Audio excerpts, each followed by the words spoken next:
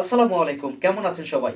আমরা অনেকেই টিকটক ব্যবহার করি, আবার অনেক সময় টিকটক আইডি কিন্তু ডিলিট করা লাগতে পারে। অনেকেই জানে না কিভাবে সঠিক নিয়মে টিকটক আইডি ডিলিট করতে হয়। কিভাবে ডিলিট করবেন আজকে আমি সেটাই দেখিয়ে দেবো আজকের এই ভিডিওতে। চলুন শুরু করা যাক। প্রথমে টিকটক ওপেন করুন।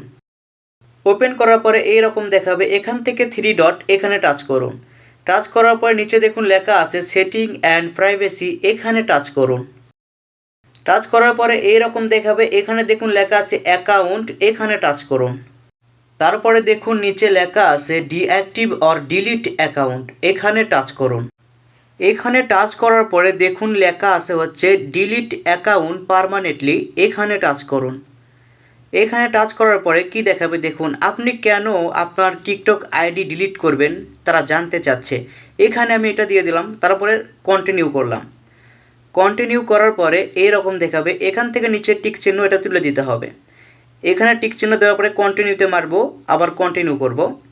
কন্টিনিউ করার পরে এইরকম দেখাবে, অর্থাৎ আমাদেরকে আবার কন্টিনিউ করতে হবে।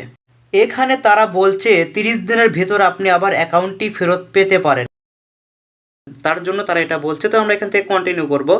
কন্টিনিউ করার পরে আমরা যেই ইমেলটা দিয়ে অ্যাকাউন্টটা খুলেছিলাম সেই ইমেইলে কিন্তু কোড আসবে 6 সংখ্যার। তো আমরা জিমেইলে প্রবেশ করলাম, দেখুন কোডটি কিন্তু চলে আসছে 756590। এটা কিন্তু আমাদের এখানে বসিয়ে দিতে হবে। আপনারা আপনাদের কোডটা এখানে বসিয়ে দেবেন। তো আমি আমারটা এখানে বসিয়ে দিচ্ছি। দেওয়ার পরে দেখুন ডিলিট অ্যাকাউন্ট, এইখানে টাচ করুন। এখানে টাচ করার পরে কিন্তু আবার দেখাবে যে ডিলিট নাকি ক্যান্সেল। তো আমরা ডিলিট করব, এজন্য ডিলিটে চাপ দেব।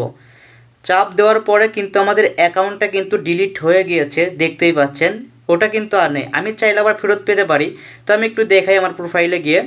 এটা যেটা দেখতে পাচ্ছেন এটা হচ্ছে আমার অরিজিনাল অ্যাকাউন্ট, এটা হচ্ছে আমার। তো আমার এখানে একটু দেখাই আমি, দেখুন শুধুমাত্র একটা অ্যাকাউন্টে আছে, আগেরটা ডিলিট হয়ে গিয়েছে। এভাবে আপনারা সহজে আপনার টিকটক আইডিটাকে ডিলিট করতে পারেন। সাবস্ক্রাইব করুন, লাইক দিন, অন্যকে শেয়ার করে দিন। সবাই ভালো থাকুন।